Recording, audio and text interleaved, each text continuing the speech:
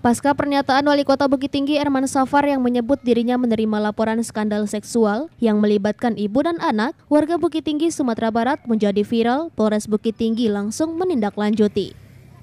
Kasat Reskrim Polresta Bukit Tinggi AKP Fetrizal S menyebutkan pihaknya masih mendalami dan menyelidiki informasi areal tersebut.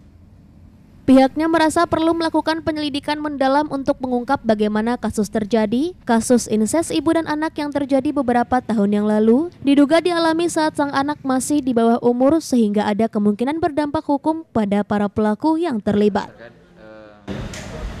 Inses yang kami baru dapatkan informasi terjadi di wilayah Bukit Tinggi, kami sudah koordinasi dengan pimpinan dan akan mencari informasi tersebut karena ini disampaikan oleh Bapak Wali Kota Bukit Tinggi dan kami baru mendapatkan informasi dari Polresta Bukit Tinggi, juga baru dapat informasi dan kami akan lakukan pendalaman dan penyelidikan terkait bagaimana dan siapa yang melakukan inses tersebut. Kami belum dapat informasi.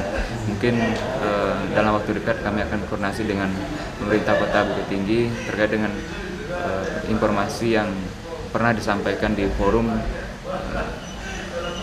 yang dihadiri oleh masyarakat.